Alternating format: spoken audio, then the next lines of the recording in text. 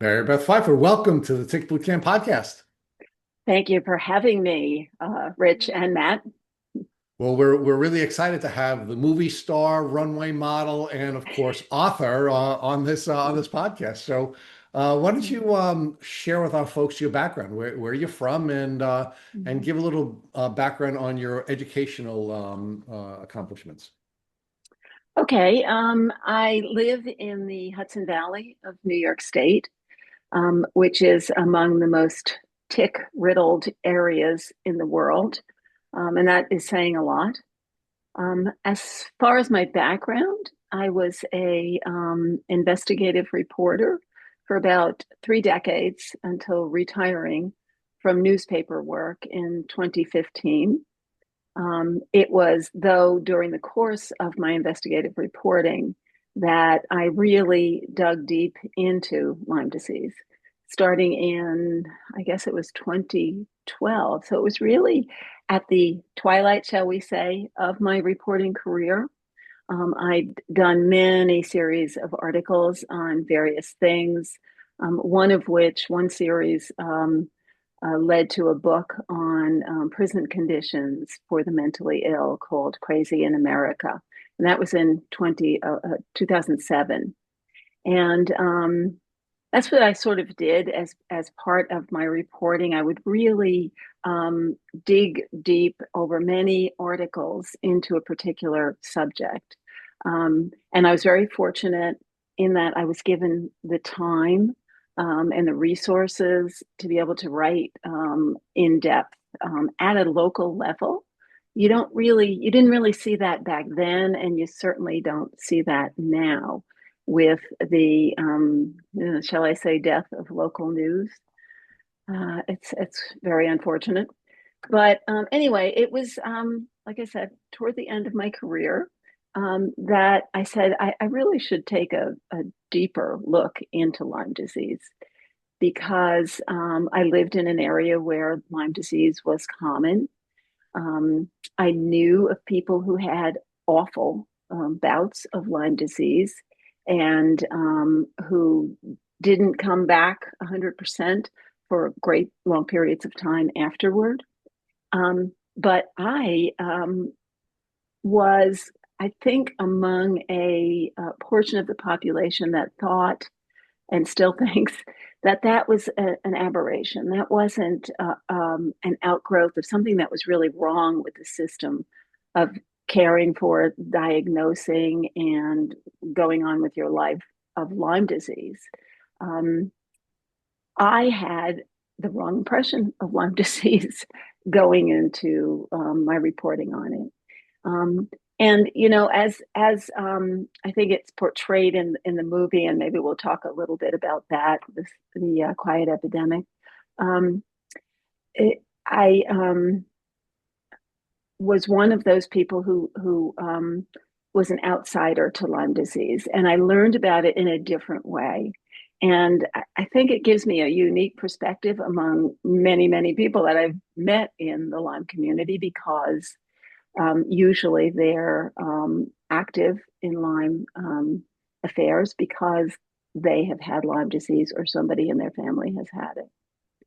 Um, so, I mean, if you want to keep asking me questions, that would be Yeah, no. great. So we certainly will do that. So, Mhm. you and I have sort of parallel experiences here in the Lyme community. I grew up in the tick endemic community. For almost all of my life, I lived on Long Island, and during my childhood, I was bitten by ticks many times. And my tick experience predates the discovery of Lyme disease itself. Tells you how old I am, Mary Beth. But I had a very aggressive Italian American mother. She was very concerned about ticks and tick bites, and we would do daily tick checks, literally every day from when I was a young child. And we were Okay. most concerned about Rocky Mountain spotted fever. Uh, But Lyme disease was known to you at that point. it actually was not. We knew about Okay. Rocky Mountain spotted fever, but we did not know about Lyme disease. It wasn't until I was substantially older that I knew about Lyme disease. And Lyme really didn't become something that was significant to me in my life until I met Matt. And I met him professionally when his employer was seeking to fire him, and he came to my law firm to have me assist him with trying to protect his job. And I had met Matt many years before he had become sick, and the contrast between the very uber fit young man that I had met before he came into my office 10 years later, suffering from chronic Lyme disease, was a stark contrast. But most importantly, again, just speaking about the parallels in our journey, I never had Lyme disease, thank God. This podcast and my activism in the Lyme community was born out of representing Matt, and learning about this very challenging disease. And like you, I thought people who were sick from this disease were outliers. I didn't think it was a systemic failure. And of course, now 5 years later and hundreds of interviews later, clearly I have a very different opinion on it. But so we do have very parallel journeys, you and I, at least from the standpoint of some of your early work. And again, just another parallel is I began my career as a criminal defense attorney.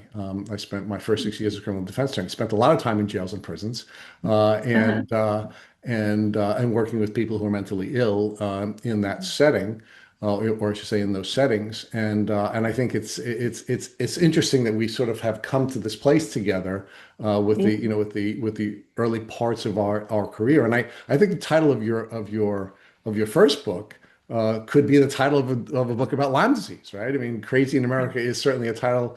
And I just wonder how many of the people I represented who were in jail and prison, and how many people you interviewed who were either in jails or prisons had Lyme disease and were suffering from Lyme disease, and how that triggered them to the place that they are. But let's And that is something that I didn't learn for many years, that it actually could manifest itself in mental health problems, that it could affect the brain.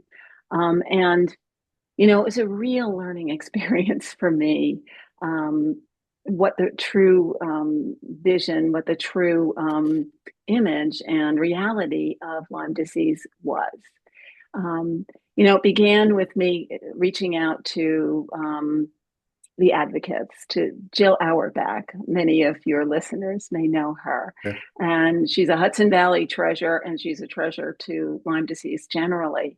And she, and then Holly Ahern, who you've also had on your show, really helped to educate me as to what the reality of this disease was.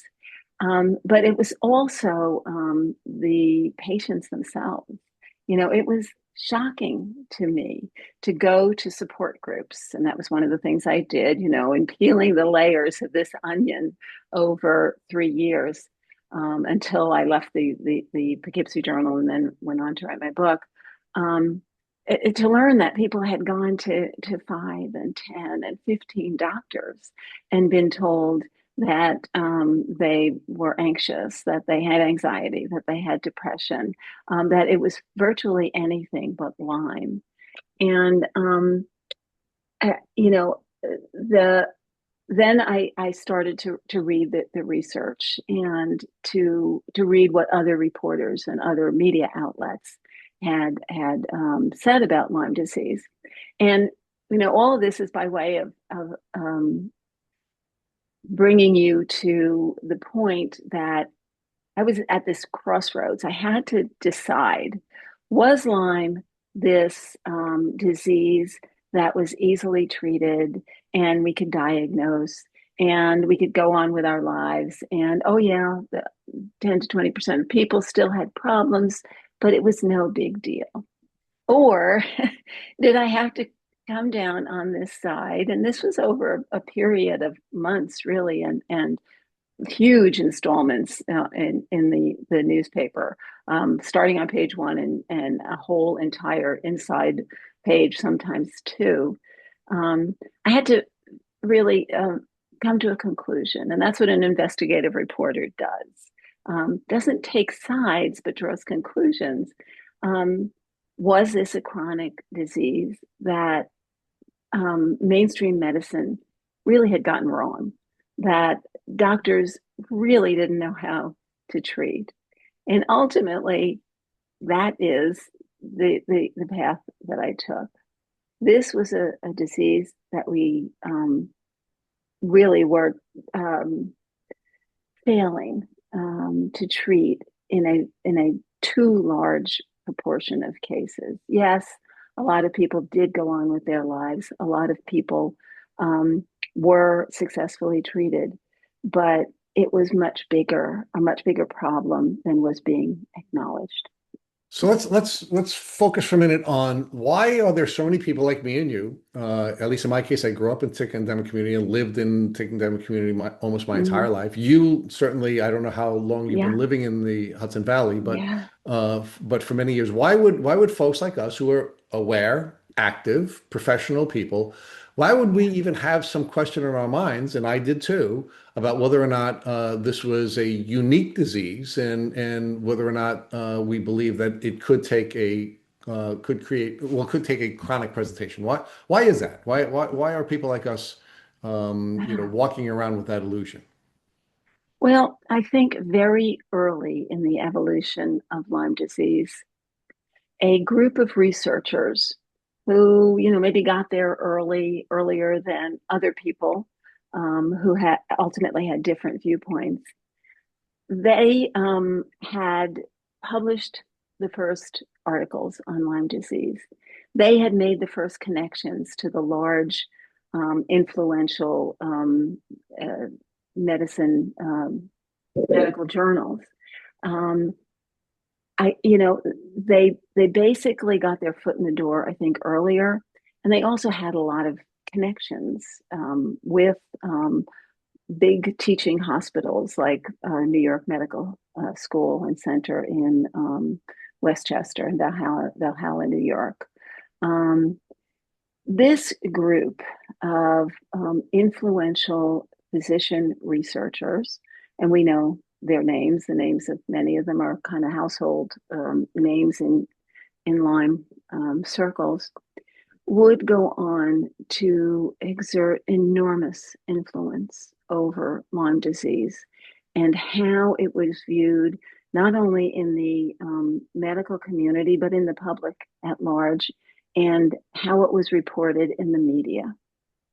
And, it got to the point as I was reporting on Lyme disease that when a new article came out about Lyme disease from the New England Medical Journal, in particular, the most influential medical journal perhaps in the world, I would know what side it was going to fall down on. And it would fall on the side of um, take 2 pills of doxycycline if you've been bitten by a tick and you will not get Lyme disease. That's another one of those very hard and fast medical rules that are accepted by frontline doctors um, that can be questioned, that is open to question. Um, and a study would come out that reinforced that 3 weeks of doxycycline and you're good to go. And anything beyond that, any longer term treatment, they would try it over and over again, supposedly, and it wouldn't work. You basically were fine in terms of the treatment that you got, and whatever you had was not chronic Lyme disease. It was something else. Okay, Um, so Mary Beth, let's I think there are two different ways of looking at the early researchers and the early authors. Give it its best. Let's give it the best spin, or let's look at it from the best perspective. Let's not assume any of those people are evil. Let's not assume any of them were looking to do anything wrong. Um, what did they get wrong, and why? If you give it its best spin. okay. I think they believed what they were writing and researching. I think they got wrong that the test was more reliable than it was. And that was one thing that I spent an entire, chapter in the newspaper, and certainly a lot of room in the book, reporting about. There would be scientific papers over and over again that said, sometimes we get it right 50% of the time. Sometimes, there was just this variety of numbers out there about how reliable the test was in truly identifying people with Lyme disease and people without Lyme disease. And they often chose in these papers, and this is just on the test itself, to fall down on the side of we overdiagnose Lyme disease. One of the things I looked at in studying that research was I think I found 30 papers about that number saying that we can legitimately diagnose Lyme disease based on this test. And there were six, let's see, it was, and you might have to edit this out. 30 tests, 30 papers that said we overdiagnosed Lyme disease, if anything, that we were accurate enough in identifying Lyme disease cases, but more to their point, was that we were overdiagnosing cases. People were being treated who shouldn't have been treated. And then I found a handful of cases, maybe studies, maybe 5 of them, saying that we underdiagnosed Lyme disease. And that really was a problem. We were not identifying accurately people who had Lyme disease. We were underdiagnosing Lyme disease. We were not overdiagnosing it. That was not the problem. All right, so I'm with you. I Mm-hmm. don't assume that Mm-hmm. they had malintent. I don't Mm-hmm. assume that that they were publishing false data. But where I start to have some issues with some of these early folks Yeah, is they took control of the boards of the various journals. And when they yeah, took control of the boards of the various journals, any researcher who tried to publish papers that were contrary to the orthodoxy that these people have put in place were not only called heretics. Some of them, for example, we interviewed Dr. Alan McDonald several times before he had passed. They would accuse people of doctoring their data. Why do you think some mm-hmm. of that was taking place? Why would you believe that that no one else could publish a paper and no one else could be a part of the debate of how we should be, because I do want to get to definition of disease, how we should be defining this disease? Why were they so sure they were right, and why did they Yeah. exclude everyone else? Um, that's a good question. There at one point was research that left the doors open to these various potentials that we weren't getting it right, that we weren't accurately diagnosing people. There was a paper in the New England Journal of Medicine way back called seronegative Lyme disease. In other words, people had it and they didn't test positive. But then at some point, um, the truisms about Lyme disease became hard and fast. And to go to your question, why? Why did they settle on this view of Lyme disease that we got it right, that we knew how to diagnose it, we knew how to treat it? And, to that, all I can say is that powerful people, maybe with good intent, had staked their reputations on this view of Lyme disease, and they were not going to change that. They needed certainly something better than the complaining of a lot of people out in the community that they were still sick, holding up signs. Instead, they denigrated people who said they were sick, even when they followed the rules.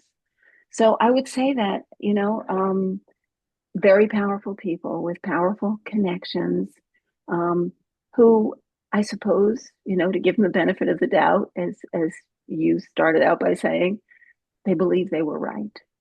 Um, Yeah, but aren't scientists supposed to be people who believe something is right only until somebody disproves it? Aren't we always supposed to be open to the possibility that maybe we're wrong or we're partially wrong? Isn't that really what a yeah, good scientist is? And isn't it? And even if these people did really believe that they were right, and even if they really did believe that they had the definition of the disease correct, they had the diagnosis right, they had the treatment right, when there were other voices suggesting that they were wrong, why wouldn't, what incentivized them Mm, more than just ego mm. to not only gaslight patients, but other doctors and other researchers and other people who were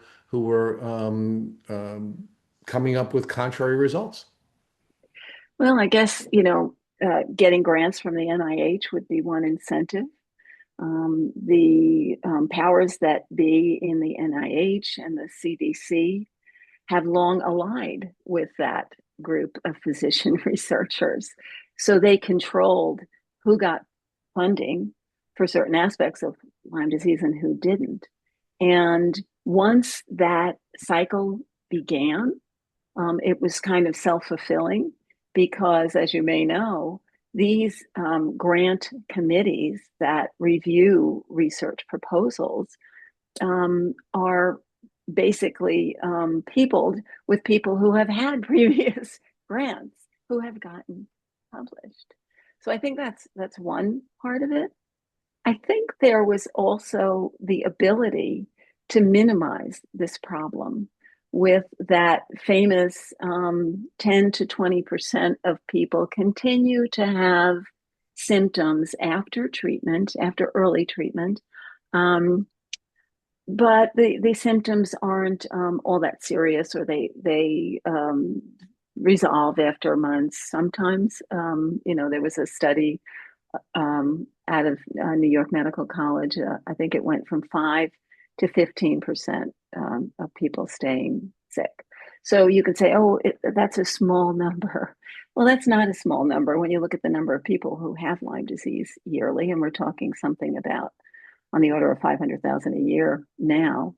But I think what they chose to do, what they were encouraged to do, because this is the research that was being funded, was to say it's not that big a deal.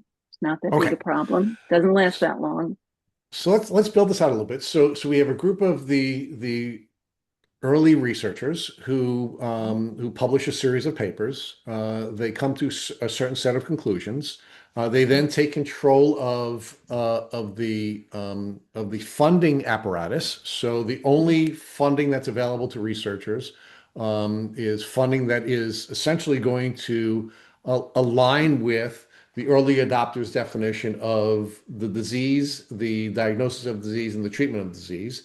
They take control of the medical journals. And by taking control of the medical journals, now people who are publishing papers or trying to publish papers with findings that are contrary can't get those papers published. So we have this dual situation of a lack of funding for contrary research, and we have a gate established that prevents people from publishing contrary papers. Now let's just so we can build this out for our listeners. What is Why is that a problem for the average patient?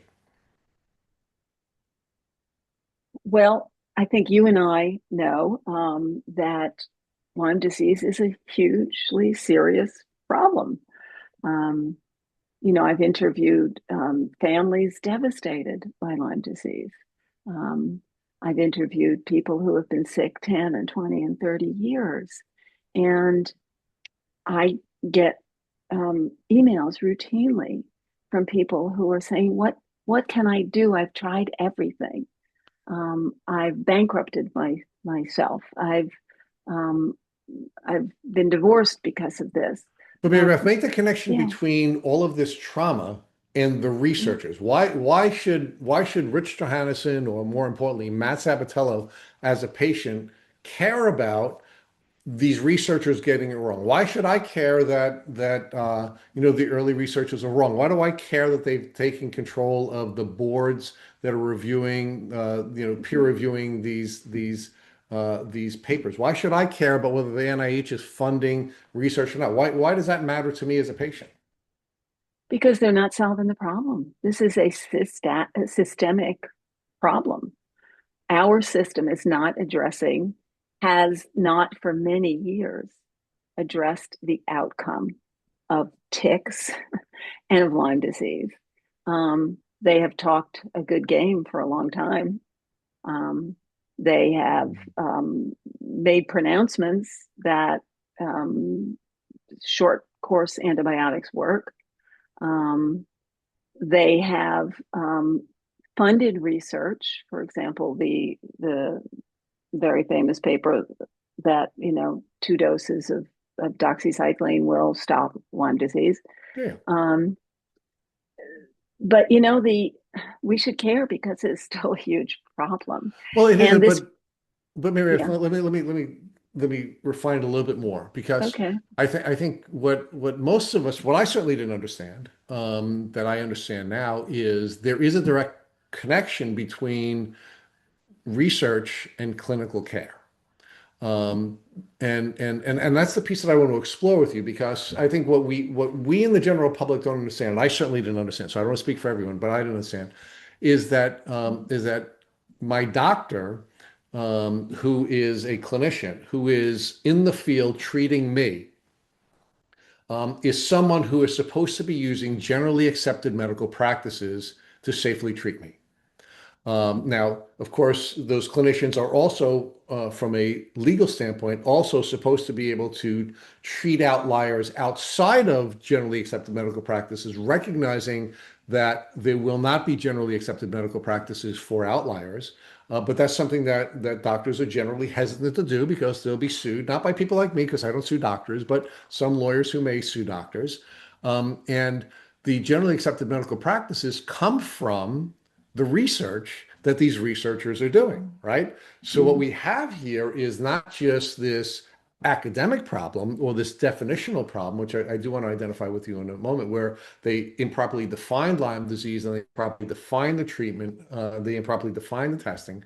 But even more importantly, they put doctors in a position where when they were in the community observing illness, and they saw that the protocols that they either weren't taught or that they were reviewing from the standpoint of research were not meeting the needs of their patients.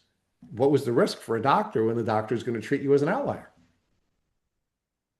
Um, Again, a systemic problem in that doctors are told how to treat Lyme disease and a lot of other illnesses, by the way, and aren't really given the freedom to go outside the line. Um, the insurance companies certainly play a big role in this as well. They're not about to pay for long-term antibiotic treatment if they don't have to, and hence they don't. And the situation that we have put chronic Lyme disease sufferers in is that they have to solve the problem for themselves. They have to find care. They have to go to all sorts of different kinds of doctors that are going to cost a lot more because, again, those things are not going to be covered by their insurance as well. Um, and that's, when people reach out to me to say, I'm broke, a lot of the reason is because they've gone to doctors who have maybe helped them to a certain extent, but have offered things. And there's no one recipe for Lyme disease. There's many different approaches, and they cost a lot of money. And we just have not figured this disease out. So let's stick with this for another second. Matt wants to join us, but let's stick with this for another second. So just so that it's clear between for our listeners, the relationship between researchers and clinicians, right? So what Mhm. researchers do is they conduct studies, in many cases, studies that are Yep. funded by the NIH or other governmental entities. Their findings then get published in papers. Those papers have to Mhm. be reviewed by the board that is established to review those papers from the various journals.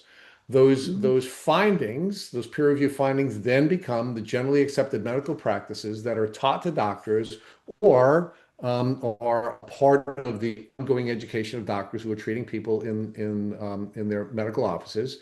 And if a doctor has a patient who falls within the very narrow definition of how you diagnose how you define, diagnose, and treat Lyme disease. They are rewarded by getting paid by the insurance companies. If their Mhm. patient does not respond to the generally accepted medical practices of how you define, diagnose, and treat Lyme Mhm. disease, then that patient is an outlier. And if you treat that patient as an outlier, you now have a couple of problems. The first problem you have is an insurance company is not going to pay for the care, right? Mhm. Because they are looking back at the generally accepted medical practices that are established by the early researchers in the Lyme community who are now saying that give him a couple of pills, he gets better, right? Mhm. And so they're not going to get paid. But then we have another problem, and the other problem that we have is that these doctors get reported to the medical boards, right? And the medical board now starts to take action that in many cases will result in a doctor being punished and their Mhm. license being either suspended or something even worse Mhm. as a result of treating patients the way they were trained to treat patients. And one of the people that we interviewed on this podcast that Matt and I had identified very early on in our research of this disease was Dr. Buroscano, who was treating Mhm. patients right in our community, very close proximity to Mhm. us, right? And a brilliant doctor who at the very early stages of the discovery of this phenomena had actually come up with a treatment protocol that worked.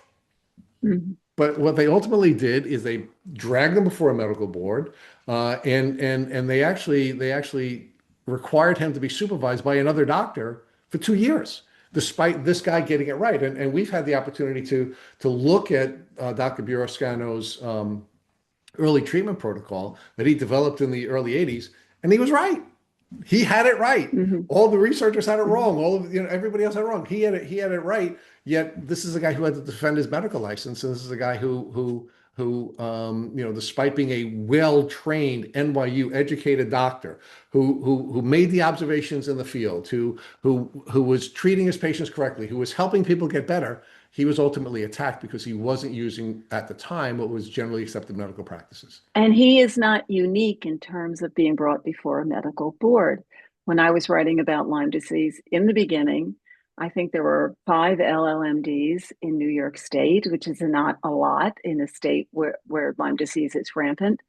And every one of them had at some point been brought before the board.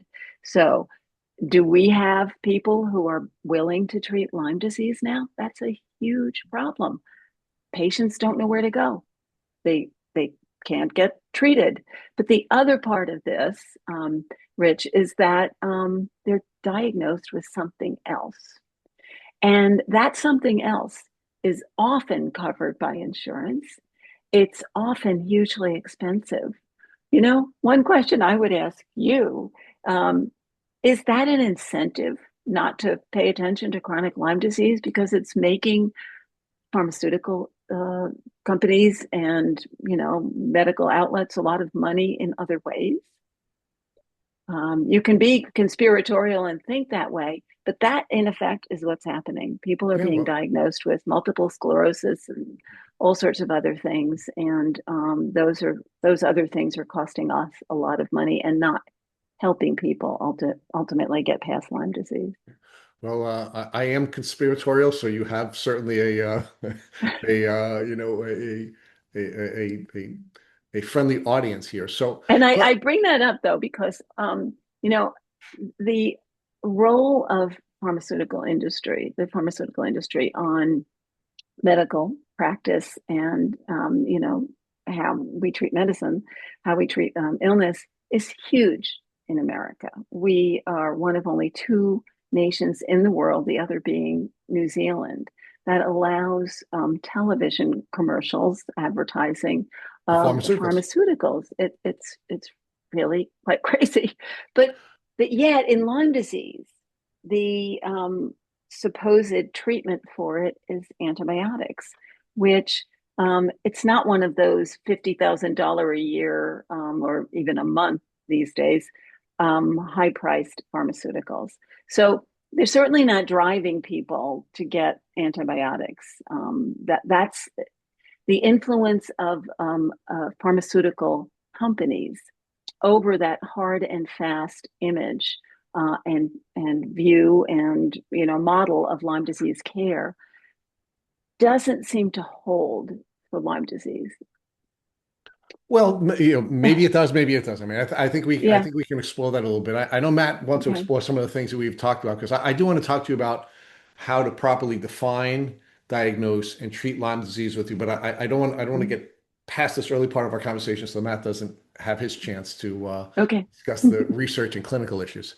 One of the things that I wanted to discuss with you, Mary Beth, well, just to put a more specific personal face on this, and everybody listening to this podcast has either gone through the experience themselves or know somebody that they love or care about that has been through it. But as an investigative journalist who was really speaking to all these people out in the community, can you just share with us an example of a story that you heard while doing your investigation on Lyme disease that inspired you to become an advocate for our community? I think there were a lot of them.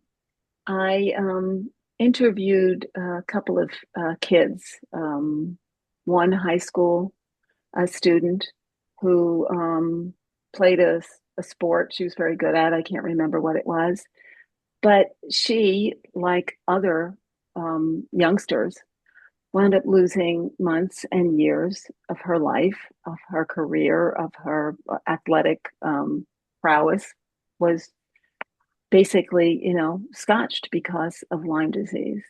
Um, was there one case in particular? I think it was just a series of cases of people who suffered hugely. I did write in some depth in my book about a kid at 11 years old um, got Lyme disease.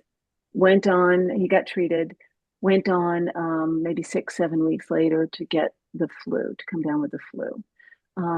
He was ultimately hospitalized. Um, his mother kept saying he had Lyme disease. He had Lyme disease, and this is where it's just so classic. And the doctors were like, "No, he's been treated. It's not Lyme disease." Um, and one of the doctors actually told the parents, um, "Anyone who tells you this is Lyme disease just wants your money." And that kind of thing, yes, that really got to me. And this kid suffered for 5 or 6 years before the very famous Charles Ray Jones stepped in, and he brought this kid back to health and back to life. When I interviewed the family and met this child in his living room, the living room of his home, he was in a hospital bed. And this was also the first time that Dr. Jones met him and just connected with him and treated him over the succeeding months. And I wrote a follow-up story on this boy, Troy, maybe a year or two ago. And they are just so grateful that they got to Dr. Jones, but so many people don't get that kind of, wonderful, hands-on, effective care. But Troy is yes, emblematic of this illness and one of the reasons that I took it on. Yeah, and I want to just follow up on that because that puts, such a personal touch to it. Thank you for those several stories. And as much as Rich and I love getting the word out via this podcast and we reach a lot of people, it's different coming from somebody of your caliber who can, have the voice and the clout and the credibility that you have as an investigative journalist. So talk to us about why your background makes you such a powerful asset to our community and you can influence change in ways others can't, right? Because you can influence policy change, political changes. These stories have real power and real meaning beyond what these patient stories can offer on their own without somebody elevating their voices like you do. So can you speak to that and just give us some, inspiration behind why you got into this and how it's helped us in a way nobody else could? Well, thank you for saying that I'm influencing in a way that nobody else could, because sometimes I feel the opposite.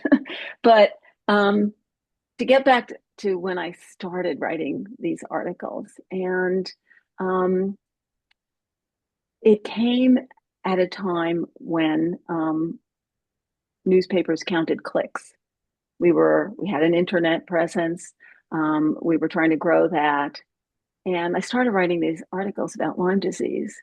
And all of a sudden, and we can track these things in newspapers, we were seeing that our stories were being read, not just in the Hudson Valley, not just in New York State, but in all 50 states, in Canada, in the Netherlands, in Australia. We got like 7,000 hits on one of my articles. So we were seeing this go viral. And article after article, it was in the top read for days on end. And that's very unusual. You usually see top story lasts 1 or 2 days. It was a long time. And in the midst of that, we, at one point in that publication series, the CDC called us and wanted to complain about our article. And I, of course, was in contact with the CDC. I was asking them for comment on all my articles, and I was relying on them to give me their side to weigh in on what I was finding from other sources as well. And it just gave us the sense that we were being watched, that we were having an influence, that they were, concerned that we were getting the message out, that people were responding to this. So, to your question about having an influence over what happened, I think in our small way, as a small newspaper in the digital age, we did help to contribute. And that was also about the time that the CDC announced that there were actually 10 times more cases of Lyme disease in reality than were reported to the CDC. That made a big difference. And there were some people, including one of the most prominent LLMDs, Dr. Richard Horowitz, who said they thought that the stories in the Poughkeepsie Journal were responsible for prompting that to happen. Yeah. I mean, think about. I'm sorry to interrupt, Mary Beth, but think about what you're telling me. The CDC called you because of your work. Your writings made the CDC call you because you scared them, right? You were putting the truth out there. They didn't know how to deal with it, and they called you. No average person can go and write an online blog and have that kind of feedback. So that's proof positive about the impact your work has had. And I'm sorry to interrupt you. Please keep going. Yeah. This is good stuff. No. And I think once things did start going, and the stories were really spreading far and wide, our influence did increase. And there was one story that I wrote late in the game. I think it was part 10 of my series of, I think it was 12 or 13 articles, in which I obtained, by the Freedom of Information Act, emails between NIH and the CDC and others in the Lyme community. And these were very telling emails. And in one of them, the person who was in charge of giving out NIH grants at the time was retiring. And he was writing an email to someone in the CDC who was a researcher there. And he referred to missing the people in NIH and CDC on his retirement, but he would not miss the Lyme loonies.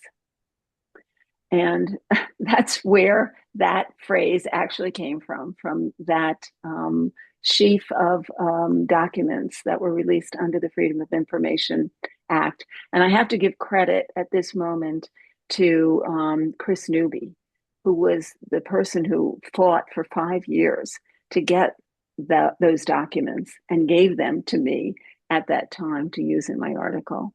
But they also revealed all sorts of other things about the attitude of the government toward this movement of Lyme disease patients who were starting to get very vocal and who were showing up and who were making a lot of noise and were being called by people in the IDSA uh, who were saying that they had all the power against the people in the IDSA. They're the big guns. We have no power against them. Um, and, but they also showed that they framed this as a war against the people with Lyme disease, and they were very revealing. And I think again they also helped that article in particular helped to um, put the powers that be on warning that there's this organized community, and it now has a little bit of power behind it, I suppose, in the press. Yeah, it's so cool to hear the origin of all the successes we've had over the last decade, right? I mean, because this is like early stuff to hear that the NIH is telling the CDC that we're the Lyme loonies, to hear that all of these groups are having these preconceived notions and beliefs that aren't even being vetted by things they're fact checking themselves, that we're all crazy. And then to get up in arms that we're uniting. And then for us to have this evidence because of you and your work to get it out there to then spark this progression forward. I mean, every day we're putting things on social media about all the progress, the research studies are out there, the advancements we're making. I mean, look, I've been in this community now, over 10 years since I first got sick with Lyme disease as a diagnosis. And I've never seen the progress we're making today in the 10 years that I've been, in this community. So it's really hopeful, but we wouldn't be where we are. We wouldn't be where we are today, Mary Beth, if it weren't for your work early on. So it's so cool to hear this. You're like the origin story of the Lyme advancements that are happening today. So it's just like I'm sitting here in awe of you right now. Well, I'm really glad to hear that. But I I will accept that compliment from you. But and I will put it into this context. When I had to make that decision of what side I was going to take, of what conclusion I was going to make about Lyme disease, was it really chronic? Um, I had read the mainstream media's reporting. I had read the headlines on the front page of the New York Times saying that Lyme disease was easy to treat and easy to diagnose. Um, I knew I was an outlier or would be an outlier. And that came into my calculation. Should I put myself out there? One of the reasons that I could do it is because I was at a small newspaper. I think it would have been harder for somebody at a bigger newspaper to say, mainstream medicine has it wrong about Lyme disease. Yeah. The major journals in the country have it wrong about Lyme disease. So, in that way, it was easier for me to do. You're making it sound easier than it was, right? And you had an Yeah. easy path forward. You weren't, you could have easily fallen into the groupthink of the government and the CDC and the NIH and said, this is the position, they're all a bunch of Lyme loonies. But you didn't do that, right? You did what you knew was right. You followed your heart and did it right. You did the right thing, knowing it'd be difficult. And the cool part is, although you were a local newspaper, fast forward, here we are today. I mean, I was telling people today via group text who were interviewing, and people from California, people from Washington, right? Washington State. You're in New York, it's the other side of the country. They all know you. They're all fascinated with your work. We have followers all around the world, from Germany, from France, from Spain, from Canada, from the UK, from Ireland, who all know you and all know about your work and are grateful for you. So despite being from a small little newspaper, your reach has been truly global 10 years later, right? So it's really cool to see what you're saying and then what ended up happening with your research and your work and your journalism. So really, really cool stuff. I do Well, want to. that's great to hear, but I also do have to give credit to the paper I was writing at. They gave me the support to be a real investigative reporter. So that's the kind of reporter that I was in terms of turning over this stone, not leaving no stone unturned, and going where the story took me. I was at a small paper, but I got the support of the powers that be that enabled me to work there, to have a career, and to still live in a beautiful place called the Hudson Valley. So, and when you say that people credit me. There's just too darn few people who are willing to write about Lyme disease. Yep. And I wish there were more people who would take it on and advocate for change in this, field. Which I can see you want to jump in here, Rich. Yeah, no, I'm so sorry. I mean, what of course makes me anxious is we began our conversation with the death of local media, right? And the media is supposed to be the central nervous system in our democracy. We're supposed to have a lot of voices, and we're supposed to have opportunities to challenge whoever is in charge of establishing the orthodoxy at any time. And like Matt, I'm a big fan of yours and have been for a long time. It was really exciting to meet you when we finally met you at the on the runway, at Fashion Week, because this movement needed a voice, and you became that voice, and you became that voice at a time and a place that it needed to be. It needed a voice because the government was only responding to the research. The doctors who were struggling with having the ability to diagnose and treat people were responding to the research. The mainstream media was just responding to the research, right? I mean, really at the core of all this, which is how you and I began our conversation, were the researchers who were making the findings that they were making, and if we're gonna cast this in its best light, making the observations that they were making honestly. But then what they did is they then took control of the apparatus that should not be controlled by anyone. They took control of an apparatus that should constantly be the subject of more research and more questions and more findings, but they took control of it, and now it's created all kinds of challenges. You pointed out some of those, which were of course the research dollars that are or not available. The generally accepted medical practices that are being taught in medical schools. I mean, the list goes on and on. But I think the most damaging part of this, at least from my perspective, is that in many cases it's ruined the relationship between patients and doctors, or between the public and the medical community. We just don't trust them anymore. And I think it's because of these types of events that cause us no longer to trust doctors. And I think that's really dangerous. I think that's really, really dangerous. One of the things that causes me to spin off of my top is when I hear people saying, I have to become my own doctor. Or you have to become your own doctor. And Matt, I'll share with you, I aggressively oppose that philosophy, because I don't think any of us really have the capacity to be successful and get through this chronic disease without at least the partnership of a good medical doctor.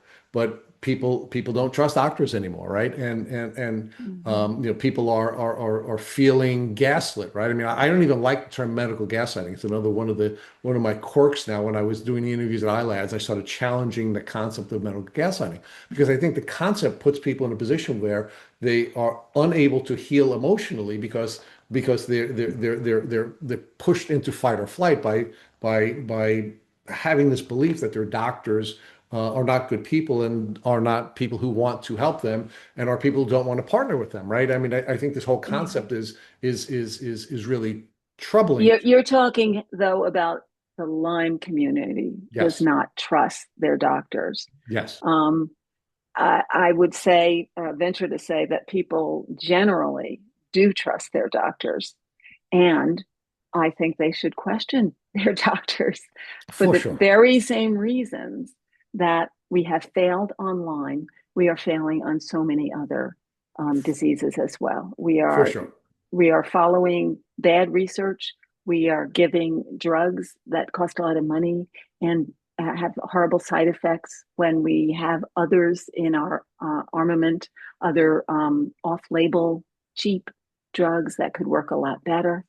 And we have this electronic control now of what doctors can do, or how they're monitored.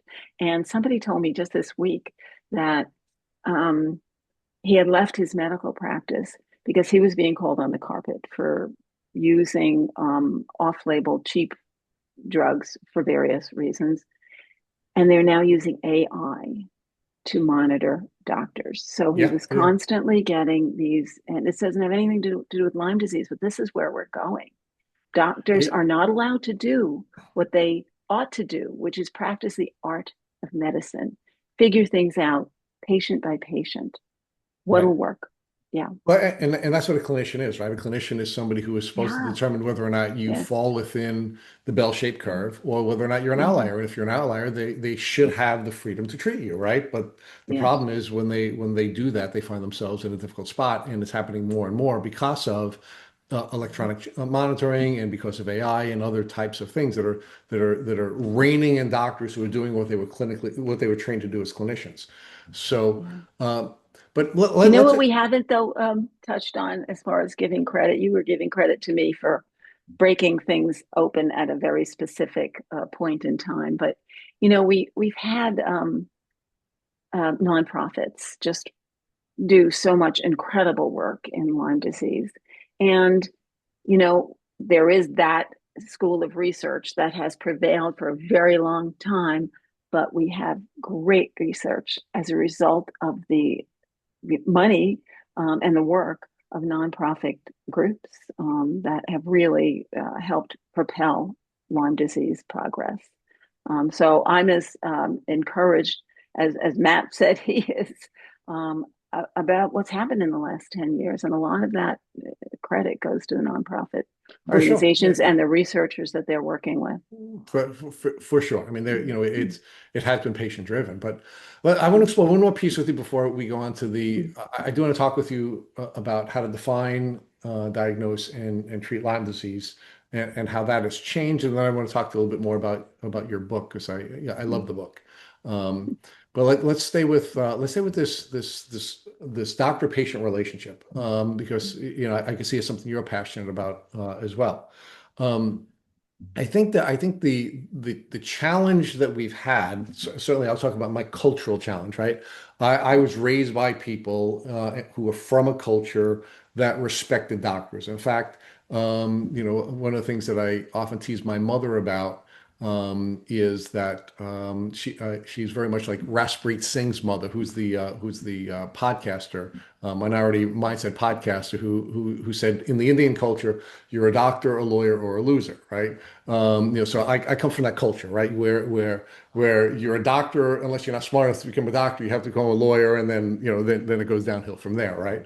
So we were socialized to worship medical doctors, that they were the smartest and they were the most capable, and you just walked into their office and you offloaded your health to them, and they would give you the direction you needed to be healthy, right? And I think like you, thankfully we've moved away from that model, at least generally, right? And we are now in a position where we need to be more careful with our doctors, and we need to be more careful to make sure that we're giving them input, and we have to be more careful to make sure that we form a healthy partnership with our doctors. But I think part of that, in the Lyme community at least, is having sympathy for our medical professionals and the limitations that they're working within. And I think if we understand who they are and what limitations are being imposed upon them from the researchers who are limiting on the research and controlling the journals and controlling the research dollars and controlling the medical education, understanding that's the context in which we're working with our doctor, we can now form, I think, a healthy partnership where we're now bringing our research to our doctors. We're now bringing our experience as doctors, and we are now forming a healthy partnership where together we are coming up with a treatment plan. I think we're more likely to have healthy outcomes rather than trying to become our own doctors and reject that relationship. Give me your thoughts on that.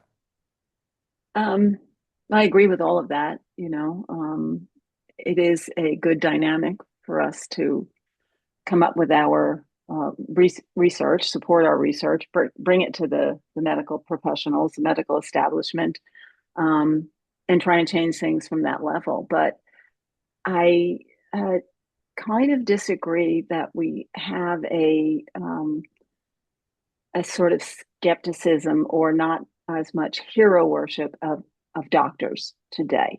I think they still are very much in charge of our destiny. I think that they don't question what ground rules they're given often enough. I wrote a lot about how COVID was managed. That's a whole different podcast. But I found that doctors were not willing in that case, and aren't willing in many cases, to step outside the line. And nor are their patients insisting that they do. I think pharma calls the shots. People follow the commercials that they see. They all know big pharma is not to be trusted, but big pharma calls the shots, and they more or less control what doctors do, because that's what doctors do. They write prescriptions. That's it.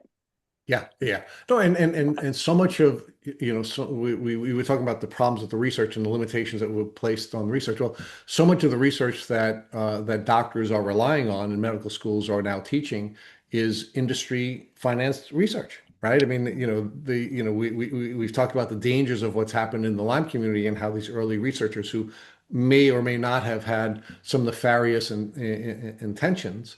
And that could be a whole other podcast, which I don't know is healthy for our conversation today. But when you have, to just develop your point, when you have industry, pharmacological industry financed research and findings then making their way into the medical journals because they're controlling the board of the medical journal, which then becomes the standard of care or the generally accepted medical practices. Doctors are then not only encouraged to write prescriptions, they are rewarded for writing prescriptions because they then don't have to worry about lawsuits and licensing boards and other such challenges, right? So, I think that's a really healthy thing for the people in the Lyme community to understand what the challenges are for the people. I'm arguing we have to have sympathy for the people that we're in the partnership with, right? Because another one of the things I want to explore with you is some of the research Matt and I have looked at suggests that the doctor riding on the white horse is actually rewarded by patients because generally patients respond well to doctors who ride in on the white horse, who take control of the appointment, who don't even I think man, please correct me if I'm wrong about this. I think the average doctor interrupts a patient within 17 seconds of the patient describing their symptoms, right? That sounds about right, but And I don't know. Mary Beth, we respond positively to that as patients, right? Because we do have this socialized mindset that they're the smartest and they're the best and they're the brightest. But they know they're not the smartest. They know they're not the best. They know they don't have all the answers. They know they need more sleep. They know that, right? But we have this really unhealthy dynamic because we're not being sympathetic to what their needs are, and we're not looking to create a healthy partnership, which requires us to have lower expectations for them and understand what their challenges are so that we can form a healthy partnership. So we should be more sensitive to the needs of doctors. I'm not sure what you're saying. Yeah. I think we should be more sensitive Okay. to the needs of doctors and the challenges that they have when, Yeah. when they want to be healers, but they're only given 15 minutes with us. When they want to Okay. treat outliers, but they're Mm. forced to work within the narrow parameters of generally accepted medical practices. When they really want to do well, they want to spend time with us, right? But Yeah. the only way that you can do that is step outside of the insurance model. I did over the last 2 years, I did over 120 interviews with ILADS doctors, and everyone except one stepped out of the insurance system because they couldn't spend enough Mhm. time with their patients to properly Yeah. diagnose them. So because of that, Mm. I think I've done 127 interviews in the last 2 years. And 126 doctors had to step out of the insurance system in order to be able to properly treat their patients, right? Yeah. It's a bit overwhelming, all the constraints on these various sectors, the research community and the way the grants are given and the doctors and the way they treat and journals and all that they will, uh, publish or not. Um, how do we break this open? How do we solve this problem? Where do we start? Um, I think to answer my question, money. We have to get money out of the number one on the list of motivators in this dynamic. And I guess, one place to start is not advertise pharmaceuticals on television, um, bring some kind of sanity to the cost of drugs and drug treatments, um, and thereby perhaps not, forcing doctors to write the prescription because they've been encouraged to do so in various ways or forced to do so. by corporate owners. Yeah. No, I'm Yeah. with you on all that. But so since you raised the question and you gave the answer, I'm going to give you my answer. And Okay. I think the answer is, I think we need to educate the patient population, um, to have and give them the tools so that they can have a healthy perspective and relationship with the medical professionals that they're working with. I think it begins with education. I think it begins with empowering patients, and I think that happens. I think it happens in the school system, kindergarten, first grade, second grade, third grade, where we're really truly defining, and giving people the tools they need to be healthy and take control of their own health and take control of the people who they have to have healthy relationships with in order to be able to get good outcomes when they come in contact with the medical system. So that would be, I think we need to do both things. yeah, no, Get I get the greed out of medicine somehow, and for and sure. then and also educate people I'm as with to you. what the possibilities are. But again, Yeah. in the spirit of having, sympathy for doctors, I have doctors in my family, and they Mhm. go batshit almost every holiday about pharmaceutical industry advertising. One of the stats I learned from my brother recently is that if you took pharmaceutical advertising out of television advertising, that every NFL player would have a 20% reduction in their salary. 20% of the grossly large salaries of National Football League players comes from pharmaceutical advertising. So, Mary Beth, Mm. that just tells you the breadth of the problem. The other thing that at least my Yeah. brother has shared with me in the past is that when a patient walks in seeking a particular medication, it limits the amount of time he has a limited amount of time to spend with this patient. And now he's talking a patient off the ledge about whether a particular medication will or will not be an appropriate treatment protocol for them when he doesn't have the time to now, you know, work with the patient, right? I mean, it's having Mm. so many detrimental effects all over the Mm. the medical community. So it's terrible. It really is terrible. We have to stop. Yeah. We really do have to pass legislation that prevents pharmaceutical companies advertising. It has to stop. Yep. I agree. I think doctors need to rise up, though. I think they need to make those views that they make known around the Thanksgiving table known more widely. I agree with you. I agree with you. So let's talk about the next piece, and that is, how do you define Lyme disease? How should Lyme disease be diagnosed? And how should Lyme disease be treated? I mean, what are the lessons you've now learned over the, more than decade that you've witnessed the definition, diagnosis, and treatment from the early days now change? How do I define Lyme disease? Yeah. Um, First off, it's a huge environmental problem. You Okay. know, we need to prevent it. Um, I wish we could control ticks in the environment. I don't know that that's possible. I mean, the the box is open and they're out, and there are billions upon billions of them. Certainly where we Um, live. yeah. One of the stories I have in the hopper is a religious community that puts permethrin in the laundry. They communally do the laundry, and a couple of times in tick season, maybe a month apart, um, they wash all the clothes with a permethrin solution. Their Lyme disease rates have gone down hugely. It's going to For be a sure. very good story. So anyway, we need to find ways to control the caseload. Does that mean we need a vaccine? I've got mixed feelings about that. Yeah, me too. uh, you know, uh, America has come to the point where vaccines are supposed to solve every problem we have. That's a bigger issue, but there are always prices to pay for that. For sure. So we need to control it. We need to find ways to do that. As far as diagnosing, we still aren't doing a great job on it. The tests still fail a lot of people. The modified two-tier test is somewhat better. But I am very encouraged that there are good things in the pipeline. Yeah.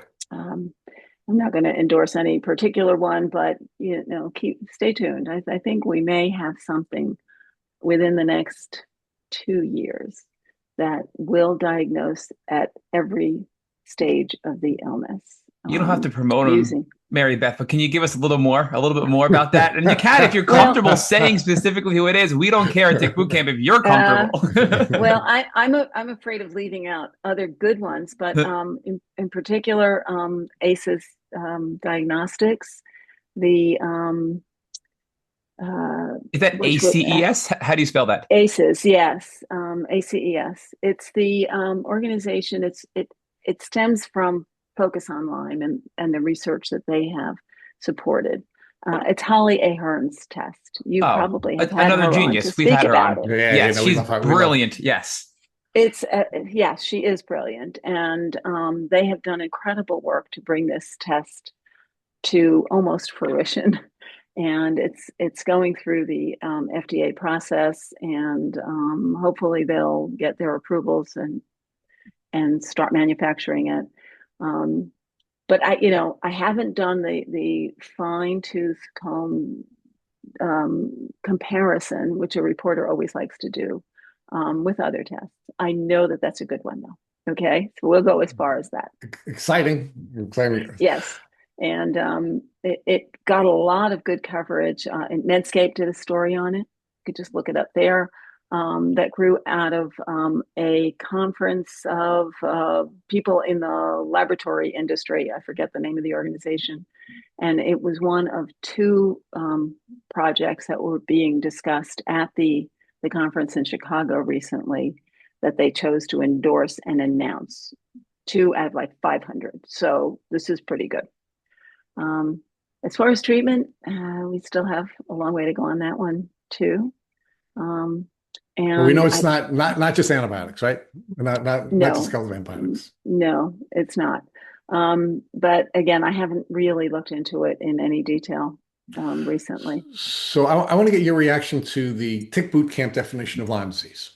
One of the questions that people sometimes ask us is, why do you think you have the right to come up with a definition of Lyme disease at Tick Boot Camp? And my answer is because there seem to be as many definitions of Lyme disease as there are people treating and researching the disease. So we feel like we have the liberty of coming up with a definition. So our definition at Tick Boot Camp is that Lyme disease is a polymicrobial, multisystemic, chronic, infectious or post-infectious disease.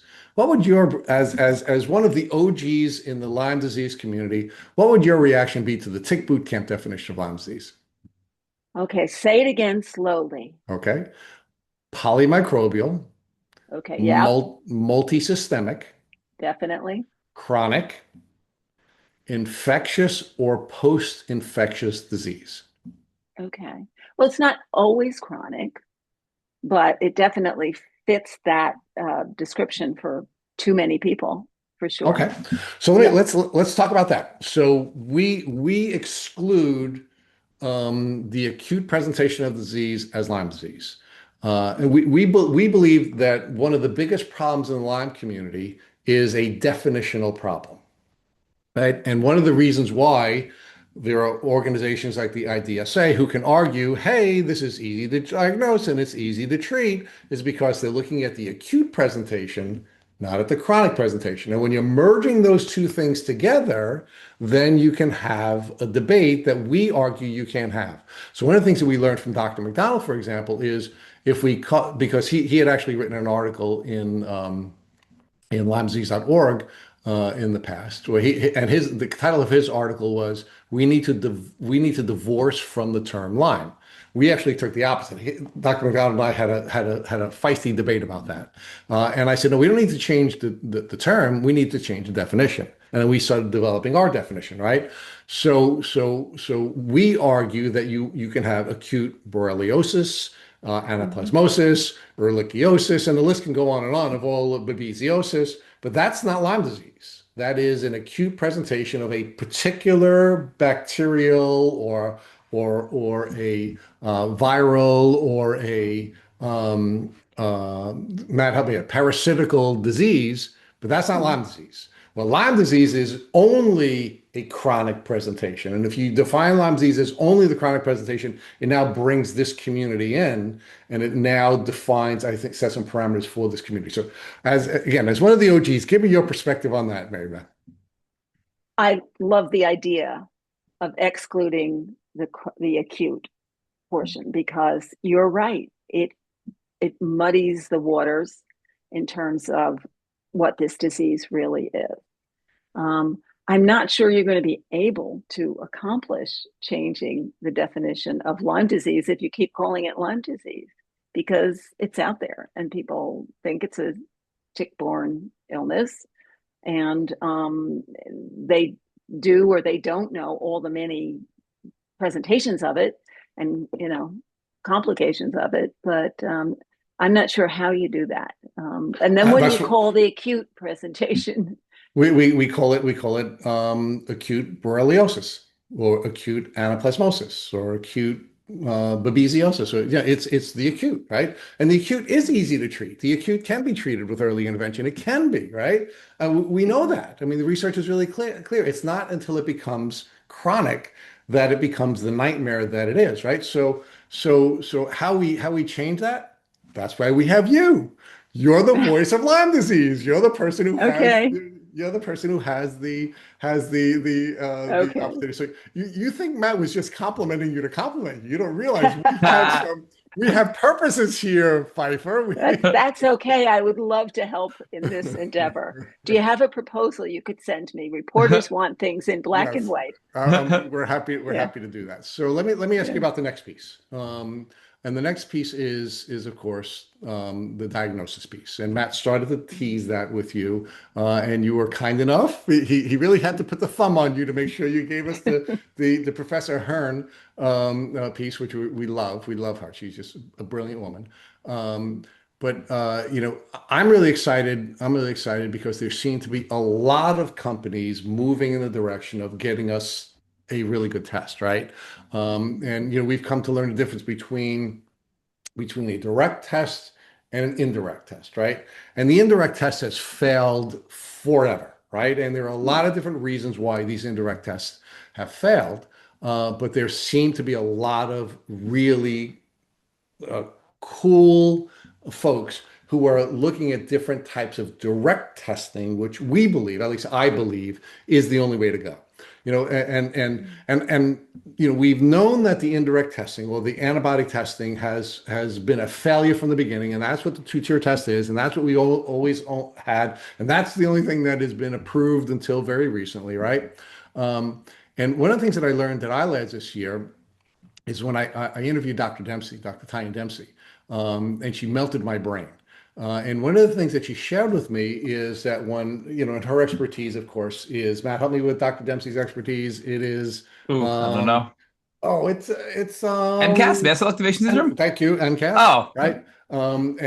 What she shared was that one of the problems with antibody testing, which she does not use or very rarely uses, is because in many cases, what happens is if you have MCAS, what's happening is your body could be creating antibodies for something you don't have, or your body may not produce antibodies for something that you do have, right? Mhm. So when you have immune dysfunction, and Dr. Dempsey was sharing this, it's not only the test that may be failing, and the test may not have, but it may be your body's failing to produce antibodies or producing antibodies for something that you don't even have, right? So we can't, like indirect testing is never going to work in this community. It's got to be direct testing. And I know that, the test, the folks that you've already been kind enough to share with our community are working on direct testing, right? And I really think that's I think that's where the breakthroughs are going to come. And I just would like your reaction to that, the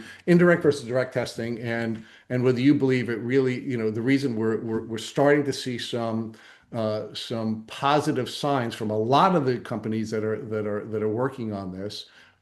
It's because they're using different direct testing methods, and they're overlaying AI to help them get through essentially Right. testing. What they're doing is they're testing all of the DNA, and then they're teasing out the human DNA, and they're now able to identify what is really there. Yeah. I think you know more about this than I do at this point, but it's just goes without saying that relying on the human body to produce antibodies takes a while, and the flaws in that system have been so well documented that we really need to move away from, indirect tests. And too many people have been failed hugely. And, it was recognized for so long that the Lyme tests don't work. We knew it for 20 years at least. Why did we stick with this awful, flawed paradigm? Well, I think at least the conspiratorial mindset that I have is because they were rewarded by the companies that were doing the testing. Just like big uh-huh. pharma, right? We have the big testers as well, and it's they don't get the same I think attention, but the big testing Mhm. companies I think have the same kind of influence in the medical community, and that's part of the reason why we're being failed by them. So let's move on to the next piece, which is treatment, right? So Matt asked you to share with our listeners um, some of the stories of people who you have profiled and the successes that they've had. So give us your sense of, because you did share that you're starting to get excited and you're starting to see a lot of progress being made over the last, like we would say, like months, not just this year, or the last 6 months, maybe this last month, maybe the last couple of weeks. We're seeing so many really cool things surface. Um, so so the traditional belief is it's easy to diagnose and it's easy to treat with some antibiotics. Give us your sense of what it really takes to help a chronically ill patient overcome this disease. It takes a long, long time. It takes a lot of money. It takes reaching out to other people who have been there, who can give you a roadmap. Um, and it takes trial and error too, because it often doesn't work the first time around. You're forced to do herbal approaches or antibiotic approaches or what have you. There's just there's not a menu that we can rely on, that chronic Lyme sufferers can rely on. Um, I think it's been, you talked about progress that has been made in the last 10 years or so. Um, we know that this organism persists in the human body. So we have a better idea of why those people are failed by standard antibiotic treatments or whatever else mainstream medicine might throw at them. We know it shows up in autopsy tissues. Um, it has shown up in Monica Amber's monkeys um, who were infected, who were treated just the way that they were supposed to be treated. and who still remain sick or remain infected. We're seeing all sorts of other ways and with different technology of showing it in the tissues of, I think I'm trying to remember where that was coming from, but we know there's a huge problem. We know that Lyme disease persists in the human body after treatment, and we don't, frankly, know how to treat it. So you ask what treatments there are, what ones have worked. Long list, and yeah. So I'm going to ask you to react to something else. Another one of our tick boot camp observations. So we've interviewed, as you know, well over 1,000 people. We've published well over 600 interviews, and we've actually seen a pattern develop. I'm just wondering whether or not you've seen the same pattern with people who overcome the chronic presentation of disease. Generally, follow a particular pattern that we've seen, and we call it PARM. And it's not because we're Italians and we want to have Parmesan and everything, but we've just seen PARM as the pattern. So the first thing we see folks doing when they're successful in overcoming this disease is they go through a process of prehabilitation. And largely what they're doing in the prehabilitation phase that we've observed is they're getting their sleep right, they're getting their diet right, they're getting their movement right, and largely open up their detox pathways and getting their body ready for the battle, right? Then the next step we see is the A is assist. We don't use kill, we use assist, because we've come to learn from most of the doctors we interviewed is that the immune system has to win the game, right? And how you win the game is you assist the immune system by reducing the microbial load. But you have to get your body ready for that first. So that's why the prehabilitation. Then we see them going through this assist phase where they're reducing the microbial load and helping their immune system get back online. Then the next step we see successful people using is the R, which is the rehabilitation. And it's both physical and emotional rehabilitation, and the emotional rehabilitation piece generally is going through a neural retraining program where they're retraining their brain no longer to be sick and no longer to have symptoms, even though they've cleared that. And then, of course, there's the M, which is the maintenance piece, where you now have to live your life differently. You can't go back to being the person that had gotten sick. You have to make sure that you have a healthy lifestyle that sort of brings forward all of the things that you learned from the prehabilitation and the assist and the rehabilitation phase. So that's generally the pattern we've observed, and we've been sharing that. And with, again, one of the OGs who has seen it all and written about it all. Give me your thoughts on that observed pattern that we've been teaching over the last year or so. As a reporter, I would ask, okay, how do you get to each stage? What treatments are you talking about? Have you narrowed down how to get to the P, to the A, to the so you have a recipe for treating Lyme disease that will produce these 4 stages? Well, no. These are what we've seen. These are what we've observed other people doing. We haven't developed this. We've watched this, right? We just watch for the patterns, and we've seen people, for example, use antibiotics, aggressive antibiotic treatment very early on, and they get sicker.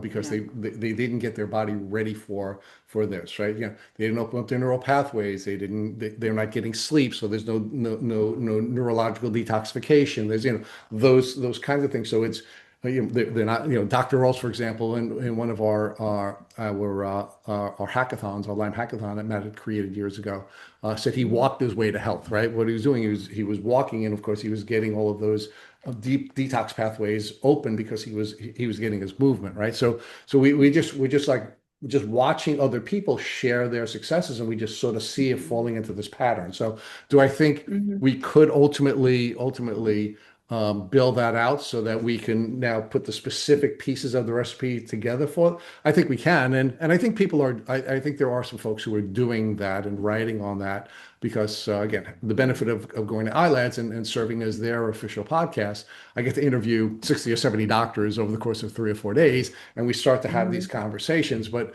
I just want, again, as a journalist who's interviewed probably thousands of people as well, whether or not any patterns have emerged and whether or not our pattern is something that you could beat up a little bit.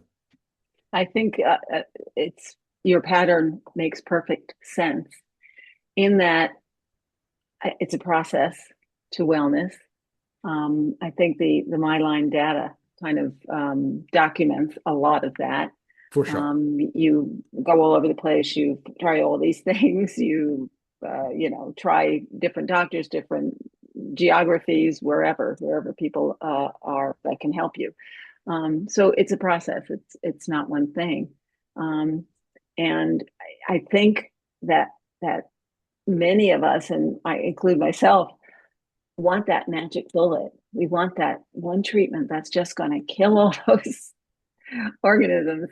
And I think you've really hit on something here, that it will take a long time. Just even to the one where you said you don't identify yourself as sick anymore. I think that's a really difficult one. Yeah, That people, yeah, that's their identity. for sure. And I like this. It makes a lot of sense to me. And we just have to find ways to get people from P to A to R to N. For sure.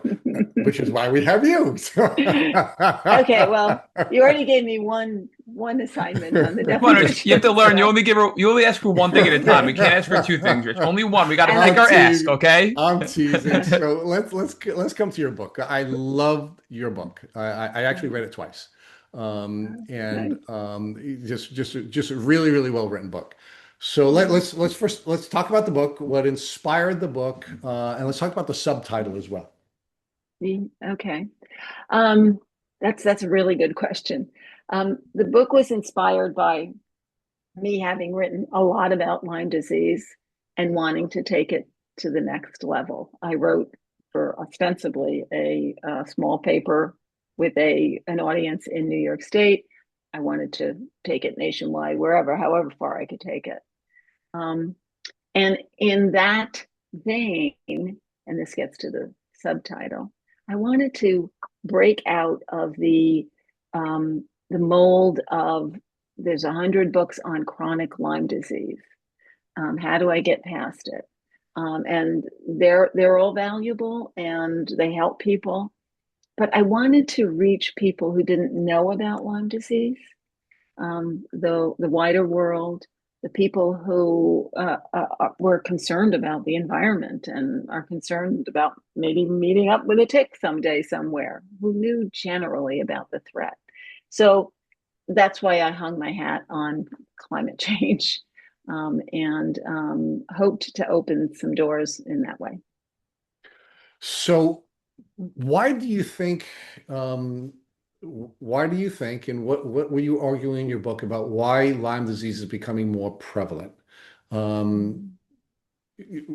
It's an ancient, I mean, again, if we're defining Borrelia as disease, it's an ancient bacteria. Bill Rawls, for example, argued in his book, Unlocking Lyme, that humans have been getting bitten by ticks as long as there have been humans. So if we accept that as accurate, why is it so much worse now, Mary Beth? Why, and what did your research demonstrate, and what did you argue in your book about that? Well, that gets to the environmental drivers of ticks. And there are many. But I think, first of all, we have adulterated the environment. We know that. It's not just that we have a warmer world, but we've cut it up in various ways. We've sliced and diced our forests. We live in environments that are very good for the proliferation of ticks. These lovely little suburban enclaves where we living on a half an acre or an acre. We have enough trees around us and so forth to make mice very happy, and the little mammals who are in that whole environmental cycle that support ticks. And as well, we also have, I think, not we, but the earth is warming. That has been documented. I talk in my book about how a scientist 80 years ago found ticks maybe 800 meters up a mountain in the Alps. And another scientist comes back, 10 years ago and finds them having, gone 500 meters higher up. We know that they're moving up altitudes, but we also know they're moving up latitudes. There are more of them. And this largely has to do with how we've adulterated the earth. There's also a discussion about how the US military experimented on ticks. Chris Newby's book, Bitten. There's little doubt that they did that. The degree to which that precipitated this crisis, I think, is still an open question. They certainly did experimenting at a couple of spots in the United States, but this is a worldwide problem. How did the ticks get from here to there? Why is it in so many countries around the world? There's a lot of that to be ferreted out, but we did this, I think. The way we live and possibly the experiments that were done on ticks have led to this. So let's talk about the environmental piece first. So as a result of well, actually, let me take a step back. So Lyme disease is a disease of exposure, right? You have to be exposed to it, and the way you're going to be exposed to it is in large part through a tick bite. Now we can talk about other vehicles for exposure, but it's largely through a tick bite. So is it your argument that we've created environmental changes that have made the earth and larger sections of the earth more hospitable to ticks? I think we definitely have. We have, as I said, these little suburbs and I live more out in the country, but there are farm fields, there are yards, there are brush piles, there are lots of chipmunks and oak trees and ways in which ticks can proliferate, environments in which ticks can proliferate. So the breeding window has expanded, right? I mean, so there's just an opportunity for ticks to breed more often because they can breed more often. There are just more baby ticks, right? There are opportunities for them to have blood meals at a greater rate than they would before. So more of these ticks that are being born are going through the growth process to ultimately becoming adults. And I guess the question also is, is the various microbes that they're harboring, have they been altered? And yes, it's clear from Chris Newby's work that we were certainly, the U.S. government certainly was, during the World War II period, there was a greater, larger biological weapons program than there was an atom bomb program, right? And Willy Bergdorfer happened to be one of the people who were doing that research, according to Luby's work during that World War II window. But it wasn't only happening in the U.S., right? Germany had a biological weapons program where they were testing ticks. The U.K. had it. So the Germans did, the Russians did, the British did, the Canadians did. I mean, this is research that was happening all over, and some of the German researchers were actually brought here to the U.S., and one of them was brought to Plum Island. So one of the tick researchers and Lyme researchers was brought to Plum Island, right? So I mean, we have all of these different elements that are there. So in the spirit of you've been really generous with your time with us. In the spirit of letting you go back to your family, what do you think is the best way of people protecting themselves from coming into contact with ticks and tick diseases? I guess I would first say to be vigilant. Check yourself for ticks. Don't walk in high grass. Don't even brush up against high grass. educate your kids from day one not to do those things. It's very sad to tell a kid not to roll in leaves, or at least not to give them the opportunity to do that, but then check them afterward. It's kind of a matter of being just on top of things, and um, being that person who's constantly warning a kid, and I do this to my grandkids, um, that they have to have a certain respect and fear of nature. I don't like doing that. I don't like portraying nature as a hostile place, but we do have to do that. So I think being vigilant, and one of the things we didn't mention about, we have increased access or opportunity to get bitten by ticks because of more ticks. There's also more times of year that we can get bitten. The growing season, the life season is a lot, more. It's I, extended.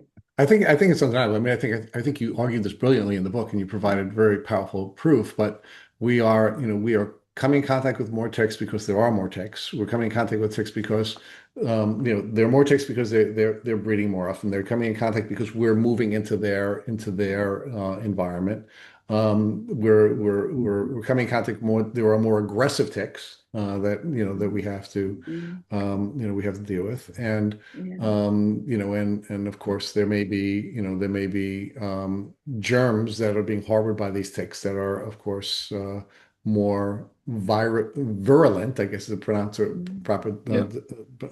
where we don't have a native immune defenses too. When you put that all together, I think you're right. The only thing we can do is what you're teaching your grandchildren, which is sort of the last loop I want to tie together with you before Matt rejoins us, and that is um, one of the things you very powerfully, again, you're a brilliant writer, and one of the things you really, really, I think powerfully portrayed in your book is how you look at nature differently and how you look at a field differently, I think is the way you described it, than you did before, right? And there is sort of like this loss of innocence that people like you and Matt and I now all have, where you don't look at a field as this beautiful, sprawling, piece of nature. We just see it as a sea of ticks. I think unfortunately, the only way that we can be healthy is to have the perspective that you developed there, and that I think it was in the introduction to the book, where you do really have to almost fear, that you're going to come in contact with ticks, and that you have to be really vigilant about checking. I think at the very least, tick checks have to be a part of your morning and your afternoon routine. Definitely. And it is unfortunate that it has changed our relationship to nature. I wish it wasn't that way. I wish we could solve that very problem, and maybe someday we will. But if anything, it's getting worse in terms of, you alluded to the Lone Star tick giving us a meat allergy, a dairy allergy of all things, that is fundamentally life-changing. It sounds like, oh, an allergy, no big deal. We just change our diet. It's not that. And that's a relatively new outcome or discovery. I cover that in my book. It was discovered in Australia and in Virginia at the same time by two different researchers. One identified that it was tick-borne, and the other identified that it was an allergy to a certain molecule. And we can only hope that it's not going to get worse and that we will get to the point where we can actually improve things. I think we're going in the right direction. Yeah, I have to ask one question. I know we're towards the end here, but one of the things we're just getting all the time, and I'm Mary Beth, is on our social media and via emails and DMs, people want to learn more about the potential bioweapon component, right? So we had Chris Newby on our podcast many years ago. She talked in great detail about her book, Bitten. But can you just touch on that point? Because I think it'd be nice to have some current date audio clips to share with our people, because it is such a thing where everybody's like, oh, you're such a conspiracy theorist. It's not real. The government didn't do that, but we have facts. We have factual evidence that we've compiled via FOIA requests, freedom of information, and some of your work on the journalism side to bring to light that this was a real thing that was happening where we were trying to weaponize ticks. So can you just drop a couple of facts around that for us? Well, I never actually reported, Matt, on that aspect of Lyme disease. I didn't discuss Plum Island or the experiments on ticks, but what I can say is having read Chris Newby's book, I think it's clear that our military complex experimented on ticks and other insects as part of a bioweapons program. That's not surprising in this day and age when we are looking as a country to have the best in terms of technology to ward off our enemies. It's a very sad commentary that we do these kinds of things. But I would say that I was convinced by Chris Newby's book, and especially by the photographs showing ticks with these very small pipettes in their mouth, feeding presumably awful microbes into their guts, that this was real, that this happened. And one of the awful outcomes may be the dimensions of this awful epidemic, pandemic that we live with. So, Mary Beth, this was a fascinating interview as we expected, and it's always a blessing to have one of the Lyme pioneers. So you were certainly one of the Lyme disease pioneers, but also the person who became the voice for this epidemic. So we really thank you for all the work that you've done. We thank you for all the work you've done on behalf of all the people who are a part of the Tick Boot Camp community. You're an absolute blessing, and we always anticipate our podcasts, and we always get excited about our podcasts. And in many cases, we're disappointed by the guests because we get overly excited. But you did not disappoint. This was an absolutely brilliant interview, and you were an absolute joy and a blessing. So thank you for everything you've done. Thank you for everything you continue to do, and thank you for taking the time away from your family to speak with us today. Thank you, Rich. Thank you, Matt.